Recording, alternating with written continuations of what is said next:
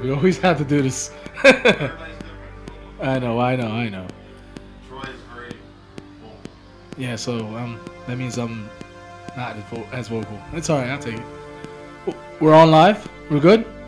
What's up, everybody? We're the Freestyle Freaks. I'm Ralphie Ryan on HamiltonRadio.net. I am flanked here by my right-hand man, Billy the Kid. What is up? How is your day? And listen, how was your weekend? How's everything leading up to this? Man, good. I can't complain. And even if I did, nobody would care. But I mean, listen, we are humans. We are allowed to complain every so often. You know what I'm saying? It's part of human nature. It's a privilege. That's something we just do. Complain. Hey. Time and place for it, man. Like now, I don't know. Like in this technology age, everybody in their phones and stuff, man. Well, yeah, that is true. That is true. I mean, I think our complaining has now gotten to a more personable. It's on Facebook and that's one thing I wouldn't do. I wouldn't put nothing I'm going through on social media ever. There's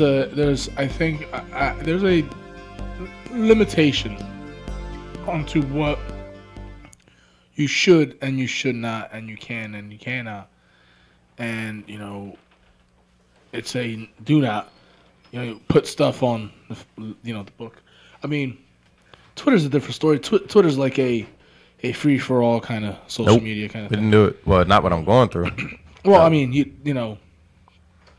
I feel that,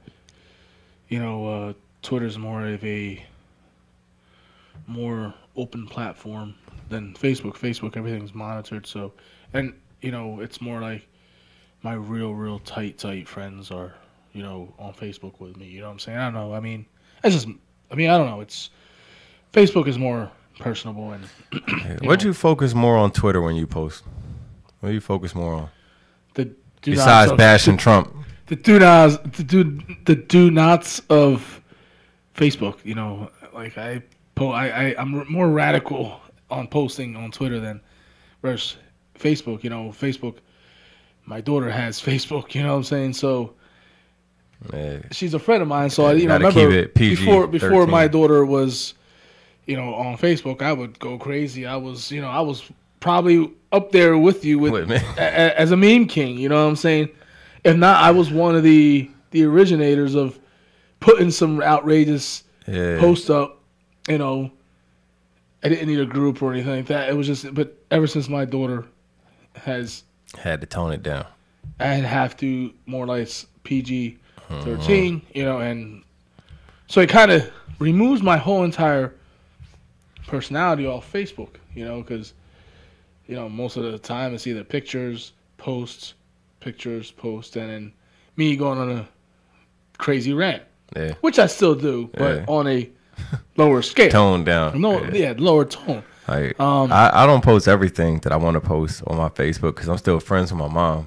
So, like the stuff that I do post, people are like, yo, like you post some crazy stuff. It's stuff in the archives that just can't make it to social media because my mom and some of the church people. I try to keep it civil. Well, you're not. I don't even try to curse. I don't think it would be. How should I say it? How should I word it? I don't think it'd be right to post stuff that shouldn't be posted on Facebook, I guess. I don't like how they throw you on Facebook jail for a post when you got it off of Facebook. Facebook is a modern Babylon. It's it's connected all languages of every single nation. You are connected from people to people, from here to there. It's its own world. Like you said, you get through you into Facebook jail. They can ban you for something that you got from Facebook. Exactly. They built your profile on what you like, what you say, what you search. So you have a profile on Facebook. God bless you. and not necessarily, I've never sneezed on air. That's the first. and not necessarily mean that your profile on Facebook reflects the person you are in real life. Right. You know what I'm saying? Because they already painted a picture of who you are on Facebook, but in real life they don't know who you are. At all. So, I guess that's why I've toned it down. Because my little one. But on Twitter, not many of people that are very, very highly tight to me are on Facebook. Like, my daughter doesn't have a Twitter page. Yeah. So, I guess I kind of do a free-for-all. Like I said, I talk all kinds of insane shit on there, Yeah, that's the real outlet to let out right there. I mean, but I also have not posted too much, because, media is, some of it is, staged, some of it, you don't know what media is real anymore, so it's like, sports is the only outlet that, and some of that is, is written, I mean, like, so it's like, what do you do? It's real life, your real life around you is your media and your news, you know what I'm saying? Like, whatever happens in our local town is, to me, it's more logical news. Because you don't know what you turn on Fox, CNN, and you don't know what is staged and what's real. 5 different people with 20 different stories. Yeah, But I definitely understand. It's definitely real. You know what I'm saying? So skip that. How was your weekend? My weekend was alright. My weekend was of course it was work. I mean, I think I work more throughout. I think I work more throughout the week. I have more Saturday and Sunday off, kind of deal. That's my weekend. Boring, yes. It is what it is. But I do more work. My weekend, I jumped in a pool this weekend, relaxed a little. A little, drank a couple beers. It's relaxed with the family, relaxed for friends and everything. It was a lot of the relaxation norm. It's getting ready for the next child coming in. It's the realization it'll be almost a month away. So it's getting there. It's Gotta prepare, my man. Gotta prepare. We're in the midst of preparing. It's You're gonna be up all night. Moving this around, moving that around. It's kind of making baby bottles, making sure the temperature's right, diapers. Wait till they get some substance. Well, I mean, to be honest with you, the first, going through it with my daughter, it was it felt like a journey. It felt like, honest to God, it felt like it was a lot of work. And now I look back and I'm like, it wasn't that much work. It was, it was just, listen, you're a parent, work is being a parent. Parenting is parenting, it's work, but and it's also rewarding at times. Like today, I was off. She was with me. I said, "You want to go get a cheesesteak?" So I went to go get a cheesesteak, and the first thing she said, "It's not bad, but it's not Gino's." So I was like, "Man, that's my daughter." So, other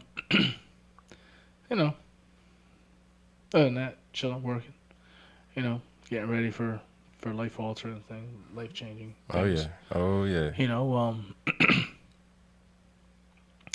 Thinking up some different things to, working on different things, putting together things, working on different ventures on the side, I guess, certain projects. What about the DJ thing? You kicking off with that? I'm DJing towards the end of the month, and I think it might be the 23rd or the 25th. It might be both days. I do not know. I gotta make sure. I gotta confirm that. I might not.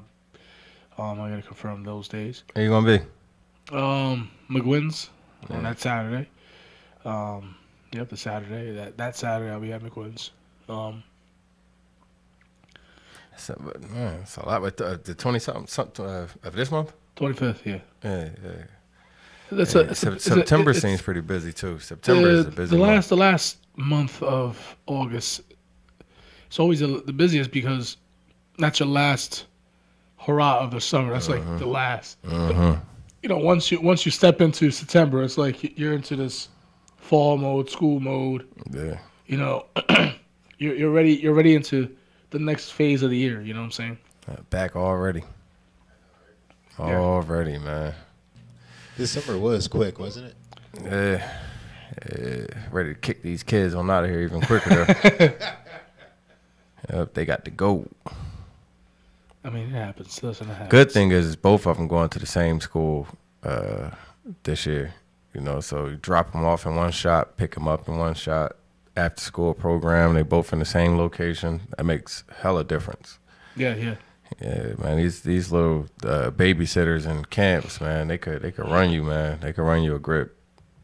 You know, I definitely understand that. My daughter was going to a camp until recently, and we just decided to pull her out of it and keep her home.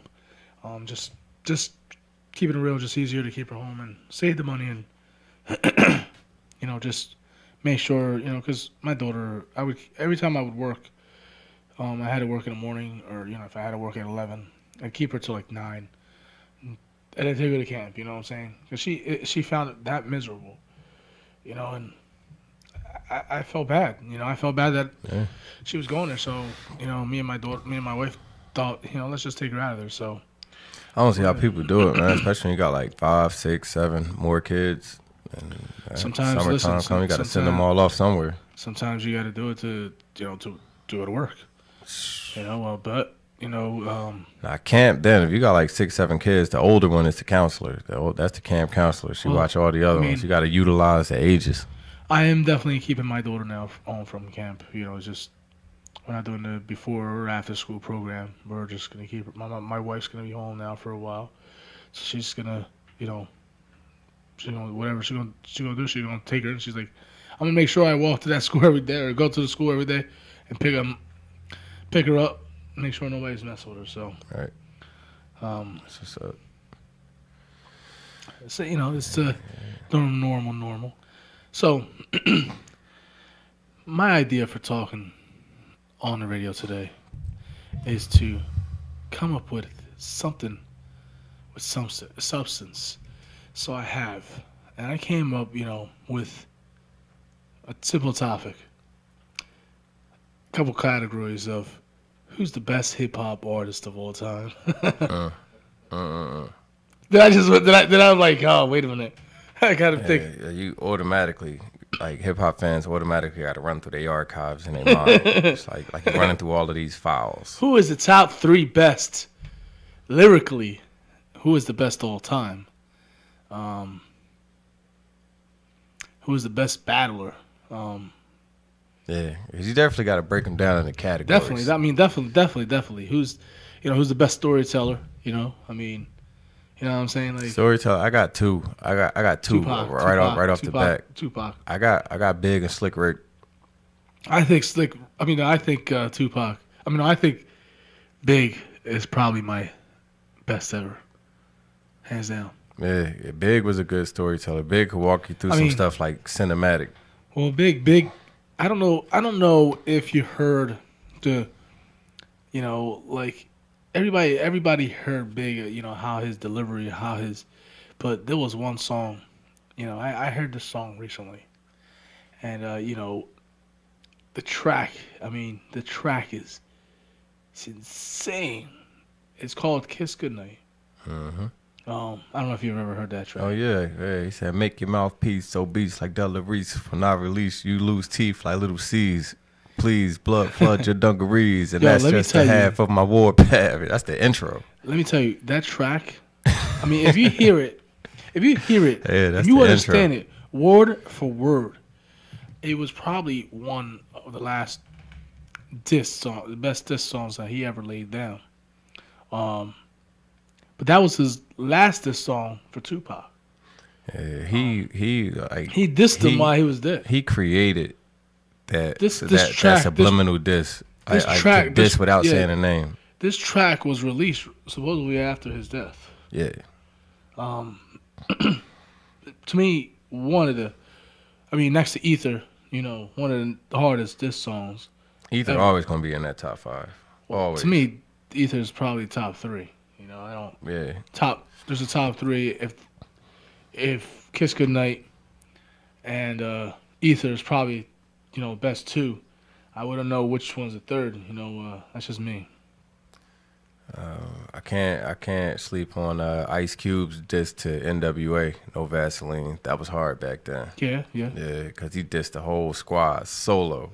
Yeah. And then Common came back. A lot of people don't know this, but Common came back and dissed Ice Cube and West Side Connection. He dissed him, Mac 10, and Dub C solo in Cali at the House of Blues. Like, it ain't getting no harder than that. Like, Yeah, you that's dissed hard. them That's and you in A turf and you solo. Yeah, So that's I hard. think that got to go down as one of the hardest for me too. And Common just a little soft-spoken what's dude your- from Chicago. What's one of your favorite tracks? Just of all time. Of all time. Top 3 tracks of all time.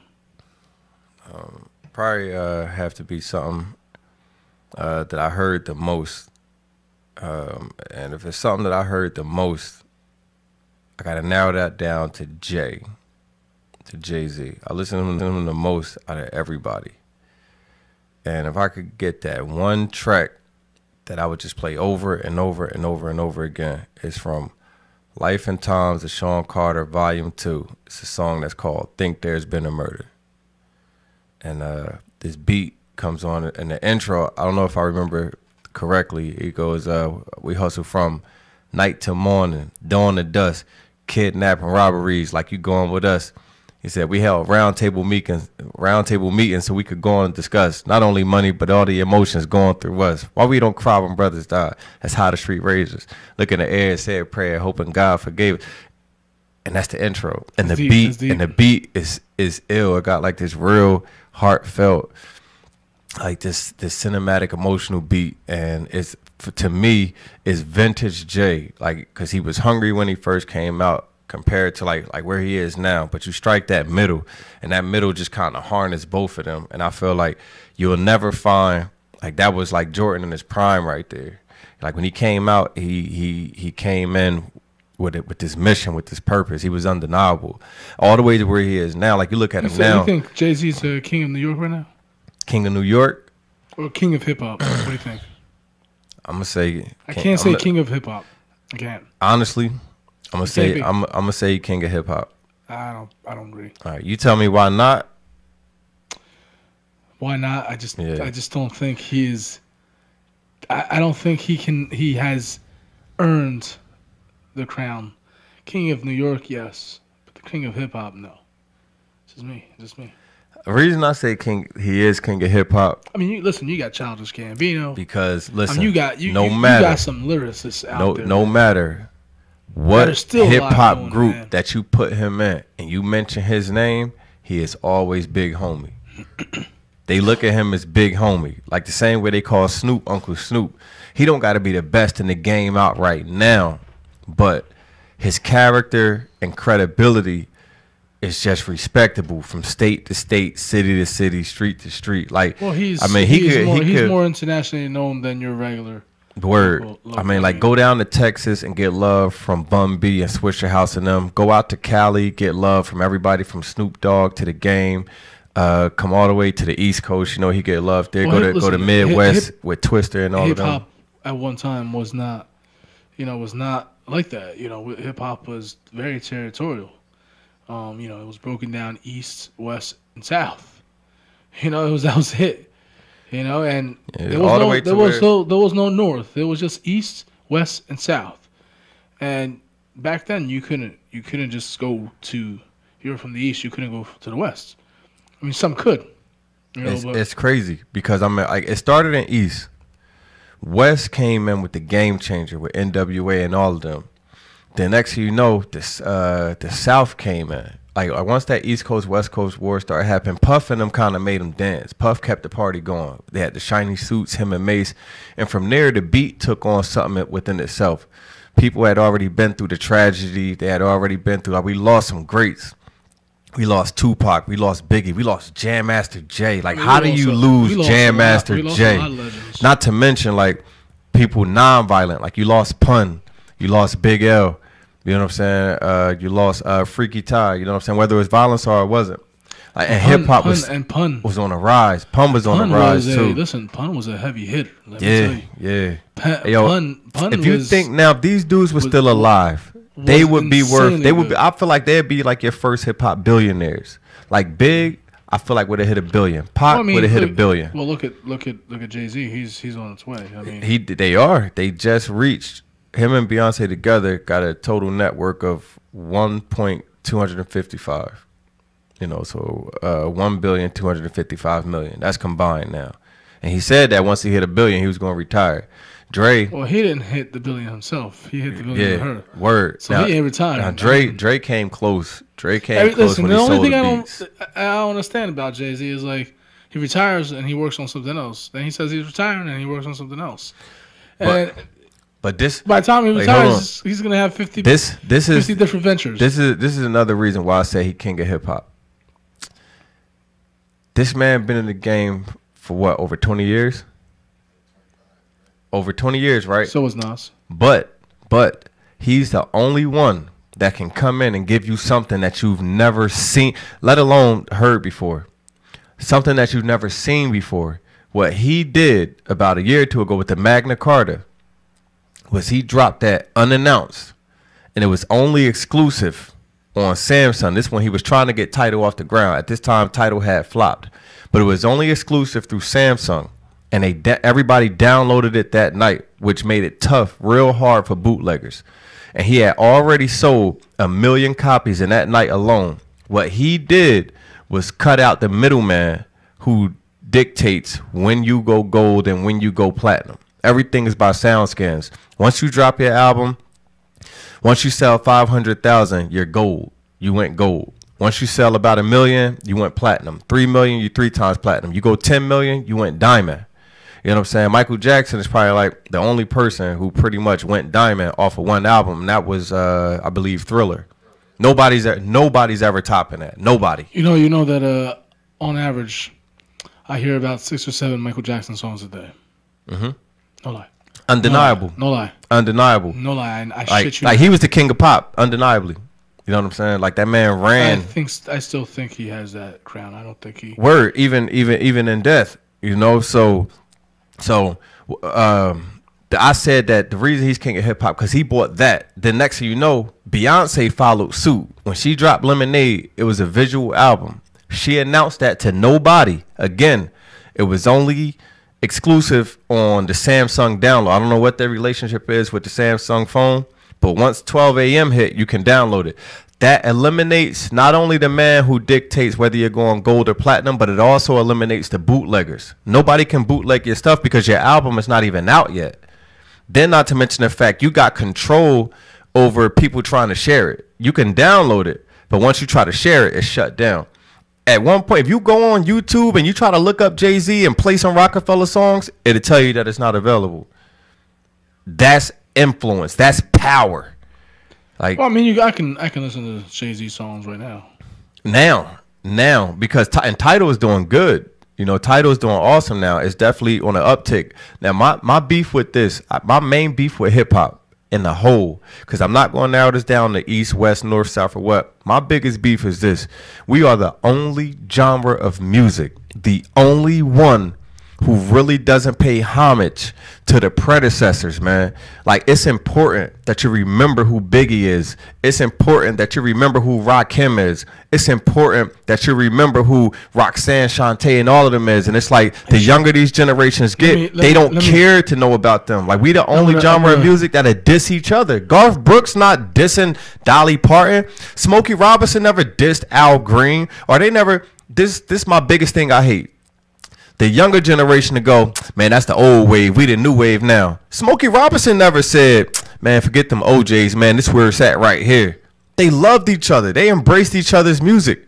You know what I'm saying? Like, that's how oldies made it. Now, man, like, it's like you need diss tracks, man. People selling a soul for some type, for some type of popularity, man. You got dudes out there wearing sundresses, they carrying pocketbooks, they got mascara and stuff on, and they're trying to dumb this down and feed this to our kids and go, this the style, this the trend, like this what's going on. At one point, you know what I'm saying? Like, I understand every generation got that cutoff where, like, the older beef with our generation, our pants were sagging.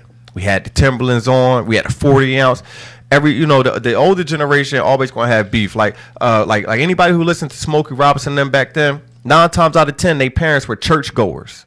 They were churchgoers. Matter of fact, don't even bring music in my house. We don't want no music in here. So they used to sneak to go listen to Smokey Robinson. They used to sneak to go listen to Curtis Mayfield and Otis Redding and them. You know what I'm saying? But I go to church and still listen to hip hop. Church is incorporated in hip hop now. You look at Kurt Franklin and them. Here, be on the record. Do you want a revolution? Whoop, whoop. You know what I'm saying? Hip hop is the biggest genre of music right now. And I want to it's the biggest. You're actually right. There's so much dissing and trying to get popularity that nobody's actually focused on the success. And if you notice that, I haven't listened to all of Jay-Z's tracks and everything like that, but from what I know, I don't think Jay-Z really had dissed anybody or currently hasn't dissed anybody. He did this Nas. This Nas? And then Nas ate him up alive. Yeah, no, Jay get at you. Jay would get at you. Mm-hmm. But he's the king of subliminals. He'd do it without saying your name. Nas, another reason why I say he the king of hip hop is because he murdered him. He brought Oprah Winfrey to Marcy Projects, and that was her entire show when Oprah was on. Well, Oprah don't even like hip hop. Oprah would tell you straight, I don't listen to hip hop. I listen to nobody. But she had this thing for Jay. She did. She had this thing for Jay. And Jay, she didn't invite Jay onto her show. Jay invited Oprah to Marcy Projects, and they sat on a stoop and they drank quarter waters from the bodega. Do you know the type of security that had to be out there? We talking presidential. Blocks shut down, security, whatever district precinct that they're in, all men, like calling all cars, and they locked that whole project down so Jay and Oprah could walk through, and that was her entire episode. For what? What did she talk to about on her show? Because Jay is it's undeniable. He's very influential. Like the stuff that he does behind the scenes. That's him. When he comes up with that, like this is a mastermind thinking, like, I want to go gold. I want to be rich. I'm tired of, I'm sorry to say this. I'm sorry to say this, but the little Jewish white dude, you know what I'm saying? Call a spade, you know what I'm saying? But like at one point, hip hop was sold out the back of cars, your tape, your cassette, all this other stuff. The more wealthier that it got, it became industrialized. Now it's big corporate high-rise buildings. Key prime example, it was a battle between KRS-One and Nelly back in the day.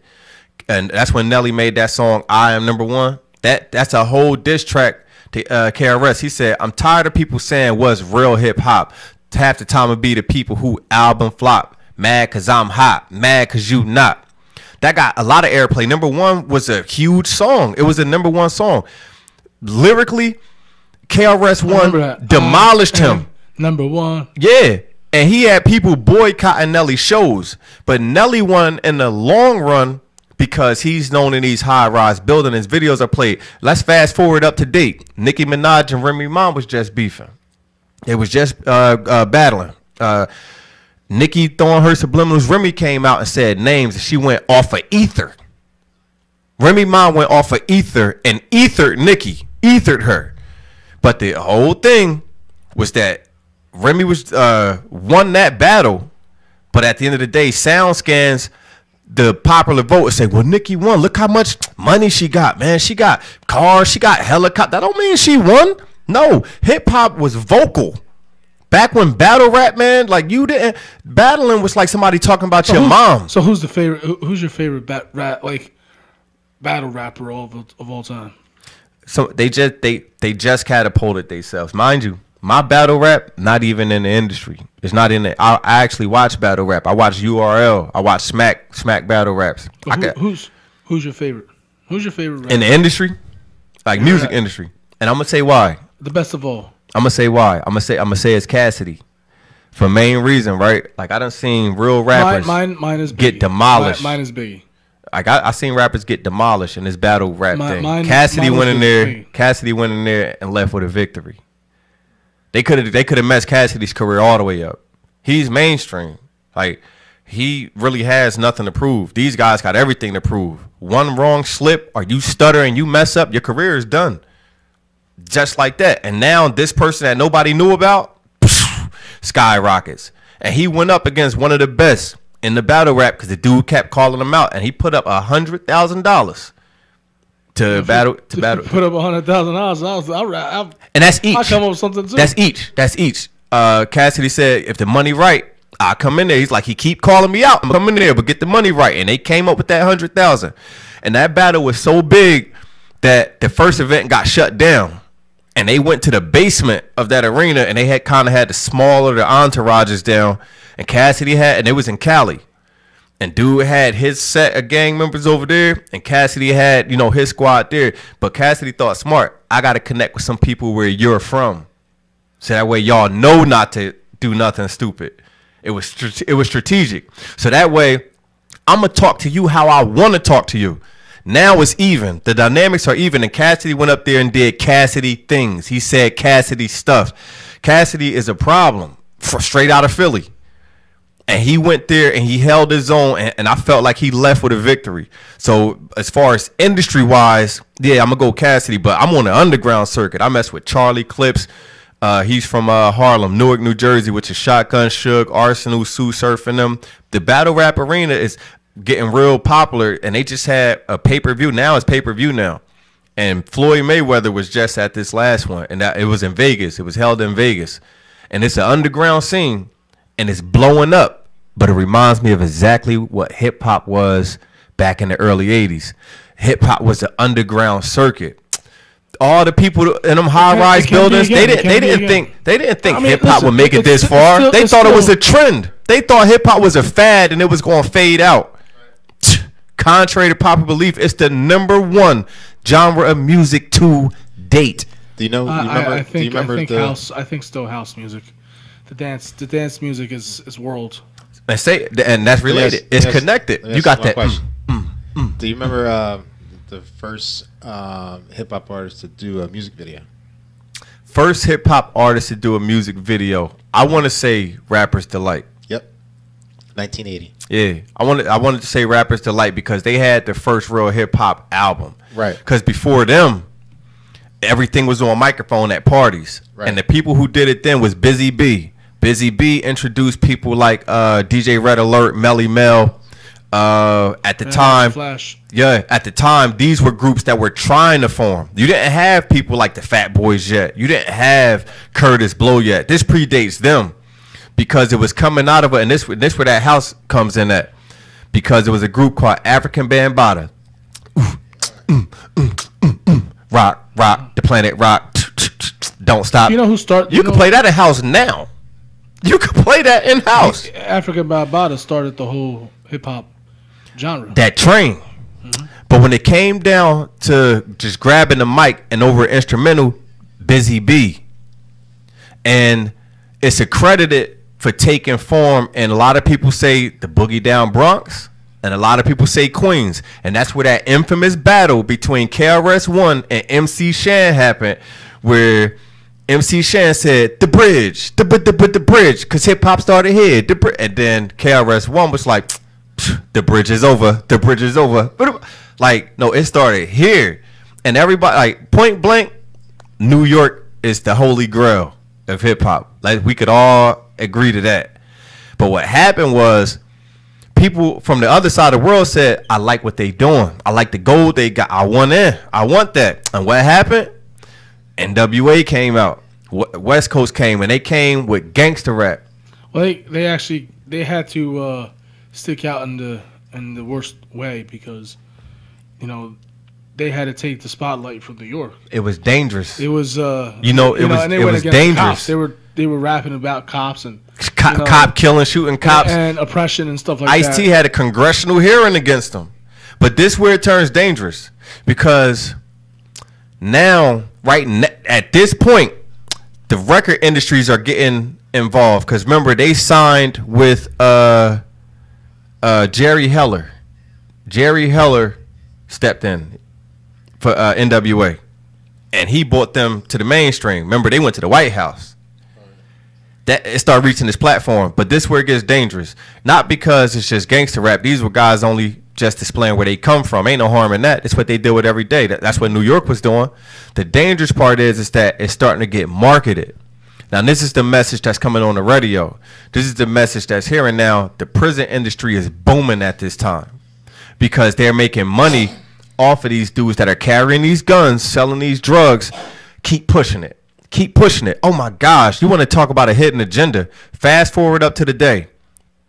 The hidden agenda today is to defeminize the man. To defeminize the man that's in the household. They're telling you that it's cool. They already had all the tracks to go against the government and, F the police. Dig this. This and that. So some of the best stuff never make radio. Wu-Tang, he don't make radio.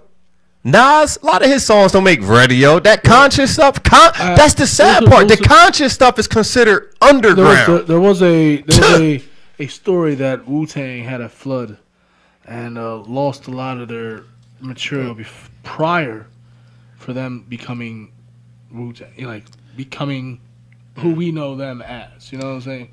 I mean, they already had it, but before we knew them, they had a flood. The industry is dangerous. It's dangerous now because I find myself debating with the younger generation. I don't knock none of these kids. I don't debate. I don't get into debates. Now, dig this. I'm not hating. I'm not hating at all. But you're not going to convince me. If I'm lying, I'm flying. This is the true argument between me and somebody, right? He sees a picture of rapper Young Thug. Young Thug has mascara, fingernail polish. He looks past that. Young Thug has a small pocketbook. It's a purse.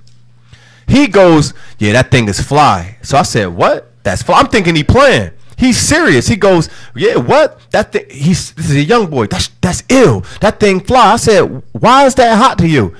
What? He probably got like 20 racks in there right now. I said, so because he got 20 racks in there, that pocketbook is hot to you. Yeah.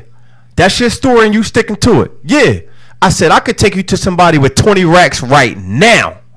I don't have that. I can take you to somebody with that same amount of money that you think is fly. If I'm lying, I'm flying. I could call somebody on my phone right now that got I don't want to put them on that limelight, right. But they got 20,000 in their pocket now, and they don't need no pocketbook for that. Anytime I see something like that, you need a pocketbook to beat. I don't want that. I don't need to feel your music.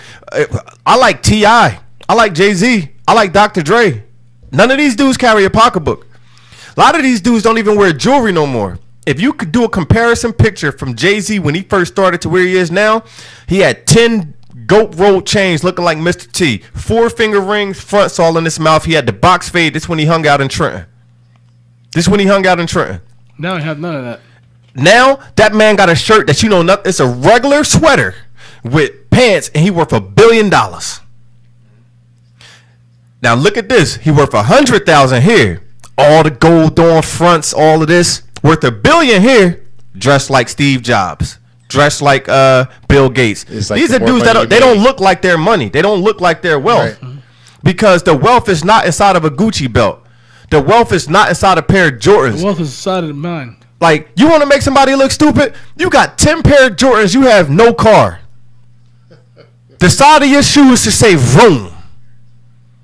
Priorities are crazy. And that's messed up that the industry got us feeling like that. And that's why brothers kill other brothers, because they feel like they getting something when we not getting nowhere. We not getting nowhere. The industry is teaching us this stuff. Why do I got to hate you because you from the West Coast? Why you gotta hate me? Because I'm from the East Coast. Music is music. We all young, talented brothers, man, and it's enough in this stuff for everybody. It's enough for everybody. Absolutely, I definitely. That's crazy. Like, yo, you from such and such hood, so I ain't rocking with y'all. Yo, I know people like that now.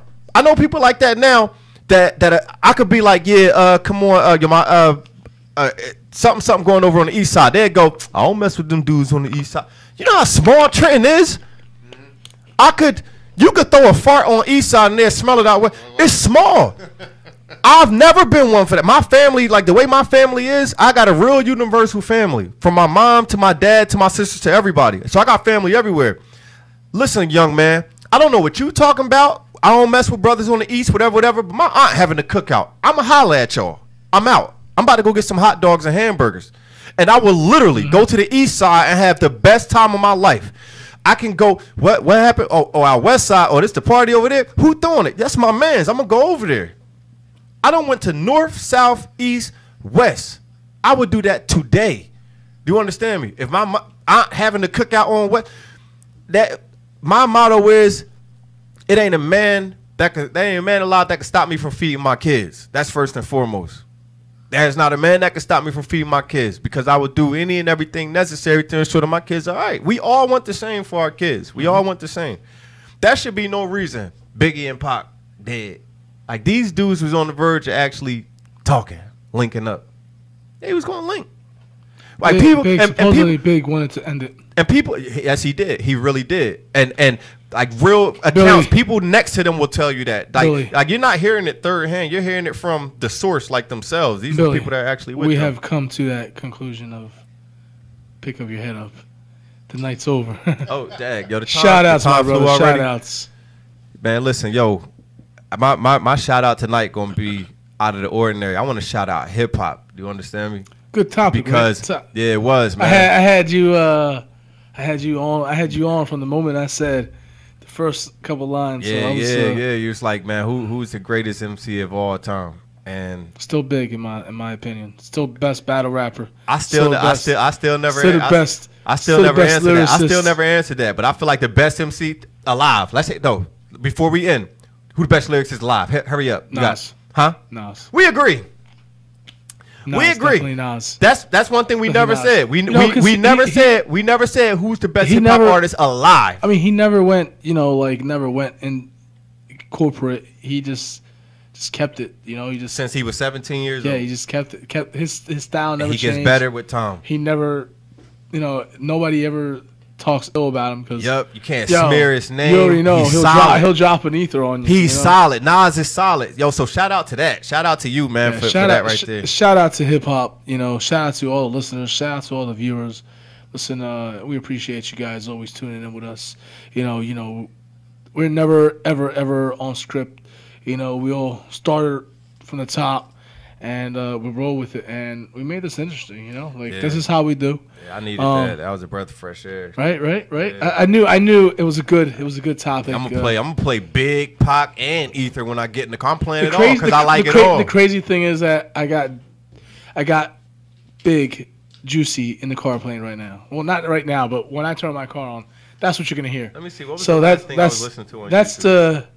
That's the realest thing. Oh my goodness. Last thing I was listening to on YouTube was Jay-Z, the Black Album, Moment of Clarity. It's coming up. Again, shout outs to everybody as part of my life, my wife, my daughter. Shout out to Billy, one of a great co-host. Shout out to Ruben. I'm not lying. Shout out to all on Hamilton Radio. Jay-Z was in my archive. Just thank you guys for always tuning in and listening to us. And Billy. Much love, man. I love y'all.